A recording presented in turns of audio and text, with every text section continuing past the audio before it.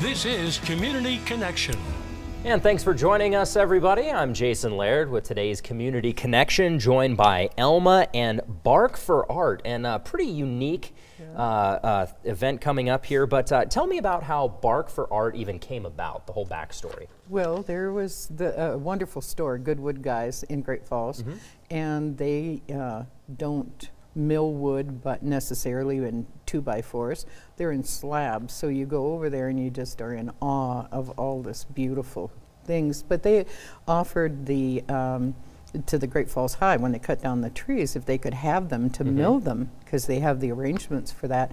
And so they have all these cottonwood trees, and they invited the public on Facebook, so I went, and when they hauled out the first slab of bark, I said, I could do art with that. Look at the bird's nest on there with the big knot. And so inside the store there was born, raised, milled, and made in Great Falls, and I thought a local art project in the making.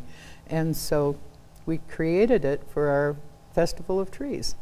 Wow. At the Columbus Center, because we have all these creative brains in our town, not just the artist facility. So and so talking with people, the one gal at High Tech, she does glass. She said, oh, I could cut holes, put my glass pieces in there. Yeah, hopefully she gets it done, because between ideas and manifestation, there's a big difference. Oh, totally, yep. And so now these are going to be displayed during the first Art Walk, is that correct? First Friday Art Walk this Friday, yeah, and there's still time to go make yours.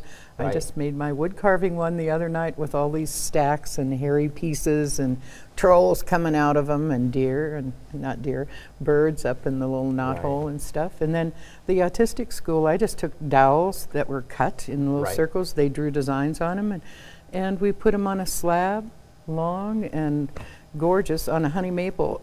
Goodwood Guys has all kinds of trees from Great Falls.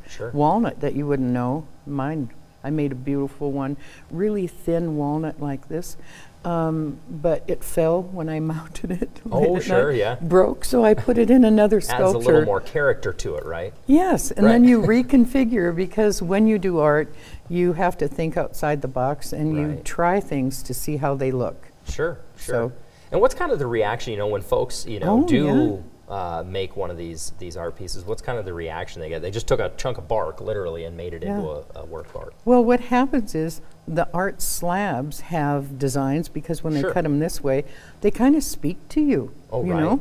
We found this one slab over at Goodwood Guys that looks like a cyclops, and it's a woman with a belly button, and the gal's going to paint it. We said, oh, this is for Meg Magnuson. So she's got it. She's got plans on painting it, but we have a rock guy there, and he gets driftwood from the river, and he's combining them. He's a vet.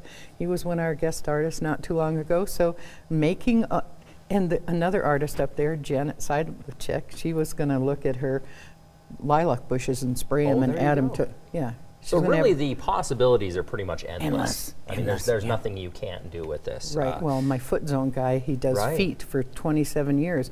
We're going to do feet up the tree. There you go. Yeah, businesses, people, anybody. Well, that would be a great way to market a small business. And what could you guys do? Yeah, no kidding.